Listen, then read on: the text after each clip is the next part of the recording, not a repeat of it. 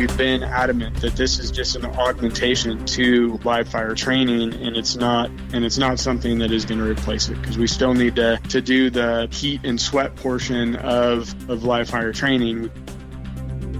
Enchanted Sky Media.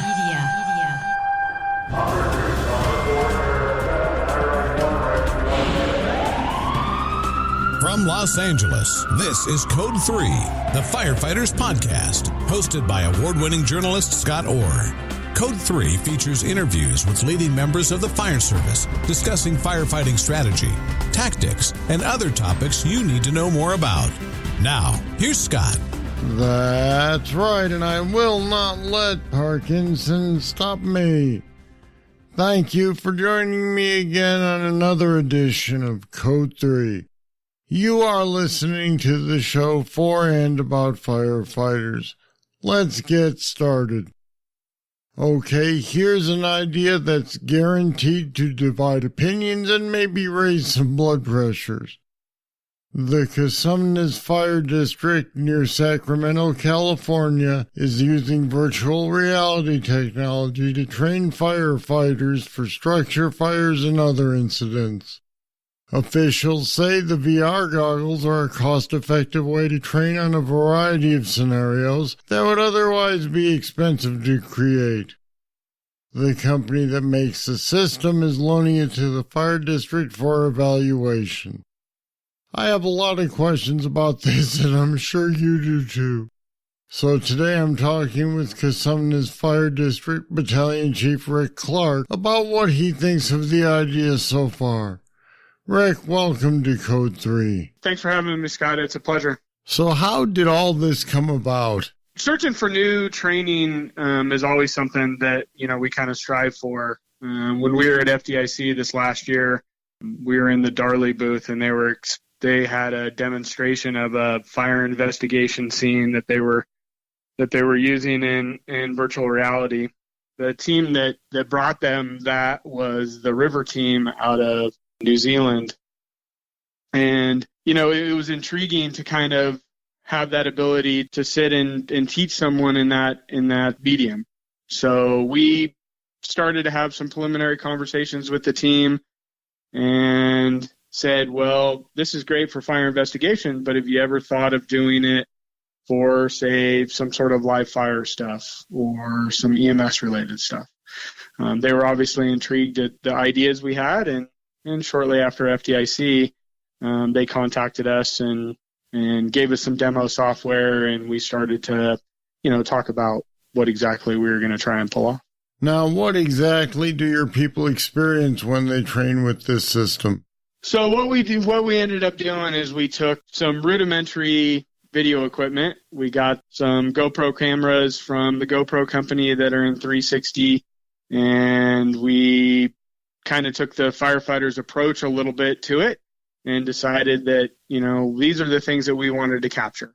We wanted to be able to teach fire behavior and all of the things leading up to the hostile fire events of flashover. So we were lucky enough, the city of Elk Grove, which is one of the cities that we protect as the Cosumnes Fire Department, took a bunch of structures by eminent domain, and we had one left that we weren't using for other training. So we kind of set it up with the concept that we wanted to capture in 360 video, vertical ventilation, fire behavior, fire attack, and then some search. So we got all of the video people that are in our department together, and we kind of set forth on that path for a day. We were going to film all of these things with live fire and smoke and firefighters doing what they do, and then send it to the River team to edit. And I think what we learned is that none of us are videographers by any means. Well, actually, what I was going to say is it's obvious how it might pay off down the road, but it must have been a major effort to try to shoot all the video you would need for VR. Yeah, it was quite an event. We had Darley came out and did some video for us with drones that have thermal imagers attached. And then we had several GoPro cameras inside, and a bunch of them were protected by SCBA cylinders and compressed air to keep them cool so we didn't melt them. There's a whole bunch of stuff that we tried to pull off to make it as realistic as possible and still get some video content that worked. I think we did an okay job. It's enough for us to get the concept or the idea proven that that you can do some stuff with 360 video, and then you can take that live footage and you can apply it in that virtual reality setting. Right. This is still proof of concept in nature, right? Oh, absolutely, right. I think the next step that we've proven to both Darley and River is that it is a doable thing. Unfortunately, it's going to take a considerable amount of time and effort and of course, money to get something that is really a marketable product that is, clean and really shows all of the different things that you're looking at. It's not going to be, we did pretty much a one-take version where, the house only stayed together for so long and we only had so much time with it. So what we were able to come up with is we have all of those clips and we essentially put them together, and then the instructors for our most recent academy, we all kind of got together, looked at the footage, and wrote a script based on how we teach in our flashover container and how we teach our fire behavior and fire dynamics lessons. And we put together about a half-hour training session in the virtual reality with their system. That this system isn't just a single headset. This is a computer that runs several headsets. I think we have 25 of them.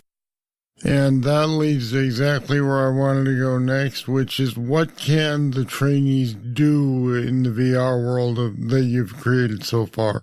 Yeah, so that's the way that this is set up for us now. It's instructor driven. You can also put a monologue to it, meaning that you wouldn't necessarily have to have an instructor. But again, that's another layer of the technology that we just weren't, really ready for at the time. So we pretty much just took the script, and one of our fire behavior instructors kind of leads the class. Now, the nice thing about this training is people are in a comfortable space, especially for new recruits or those people who haven't been through some fire training before, is we're not worried about SCBAs, and we're not worried about turnouts, and we're not worried about 200 or 300 degrees at the floor where they're at. Because once people start to get uncomfortable, they quit learning. Right.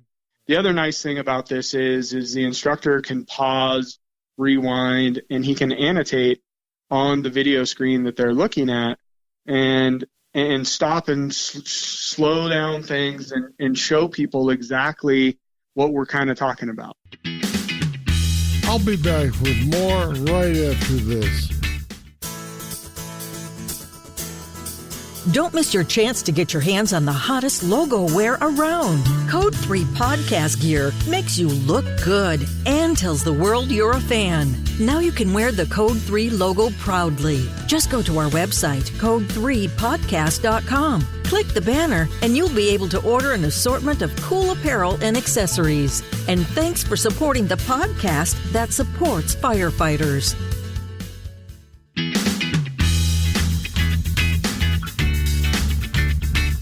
So it sounds like what you have here at this point is sort of immersive video so that they can see what it would look like, but they can't actually do a whole lot at this point.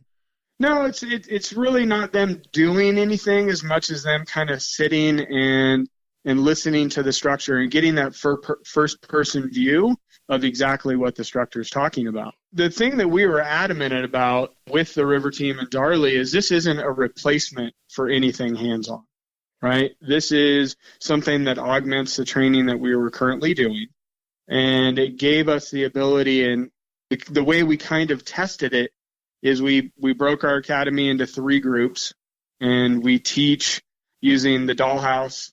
We teach, the fire behavior, flashover, container type stuff, and we teach a couple different sessions of that. So we get not only flashover recognition, but true just fire behavior. And then we added the virtual reality in there, all kind of talking about the same things in the 3 different groups. And we rotated them around. So some groups got the dollhouse first, some groups got the virtual reality first, and some groups got the flashover container first. At the end of it, we gave them a questionnaire and said, hey, this is your first event, so how did you learn? Where did you learn the best? Which one gave you the best idea of the concepts that we were talking about?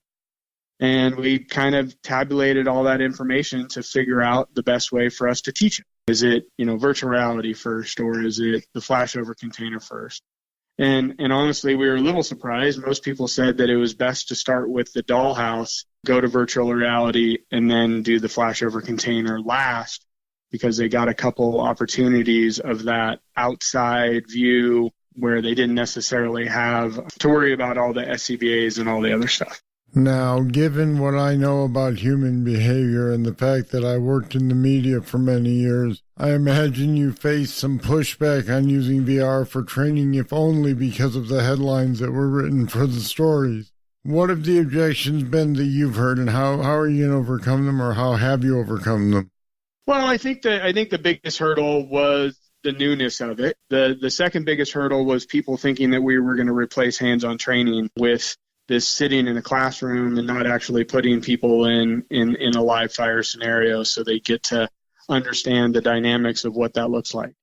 And I think in all of the news stories and articles that have been written, we've been adamant that this is just an augmentation to, live fire training, and it's not something that is going to replace it, because we still need to do the heat and sweat portion of live fire training. We can't just, sit in a classroom in a video world to do that.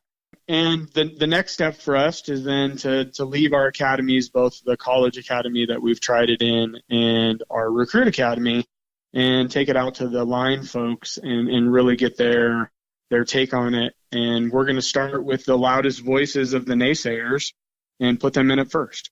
And essentially say, fine, what would you do to improve it? That sort of thing? Absolutely. Right? Yeah. I mean, if for those people who are that much against it, please come take a look at it. I think for us, we really looked at this, and in some of our trials, and, our recruit academy is a group of young people. It's not a group of 40s and 50-year-old folks who are at the end of their career, and they expect technology. They don't learn the same way that I learned when I started in my career 30 years ago. They learn from screens and informations from the internet and all of this stuff. So if we can use this medium to help them understand the foundation of fire behavior and fire dynamics better, and they get a better foundation and a better understanding, and it becomes that they're better firefighters for the captains that they work for, then it's worth the effort, in my opinion. So now I want you to reach over to the right and grab your crystal ball there. Let's take a look at it and tell me what you see as to how far VR can go in training. What is ultimately what you'd like to see it be able to do?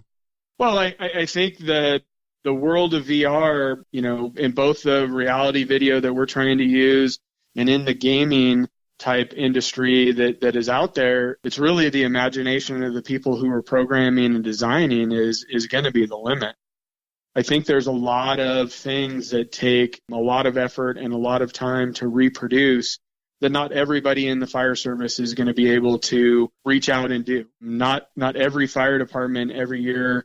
Mine's been fairly lucky. We burn probably 2 houses a year for our recruit academies and then for our paid folks. And then we have a burn building with Class A and Class B fire rooms in it. Not every fire department is going to be lucky to be able to do that on really a quarterly basis. So this will give people the opportunity to do some of those things that maybe they can only do once every 3 or 4 years. I think it has huge avenues in both the EMS world and the world that we're kind of being shoved in, which is the active shooter type world. It's very hard for you to reproduce an active shooter event and have the police department and actors and all of those kind of things be there for you to try and teach people what it's going to be like and how you're going to set up your systems and how you're going to get people in and out of buildings and those kind of things. That's something that some experts can get together essentially do a realistic video of what that looks like. And then you can put people into those environments, add some of those noises and real stress, and get people down that path of thinking of how their fire department's going to do that. All right, we'll be looking for that in the future. Rick Clarke, thanks for being on Code 3 with me today. So thanks, Scott, very much. And if there's anything else we can do for you, please reach out. I'll bet you have a strong opinion on this concept, and I'd like to find out where you stand. You can leave your comments on our website at code3podcast.com/VR. There's a link to some other info and video there as well, so check it out. And remember, you can get access to the Code 3 Bull Sessions by making a monthly pledge to our Patreon account. If you're enjoying listening to Code 3, you can make sure we can keep producing it. It's easy. Head over to code3podcast.com/support to join the people who are already backing the show. All right, that's it. That's all for this edition of Code 3. Thank you for listening. I'll be back next time with more, and I sure hope you'll join me. I'm Scott Orr, and until then, stay safe. Code 3 is a production of Enchanted Sky Media. To contact us, get more information on today's topic, or to subscribe to the podcast, go to code3podcast.com.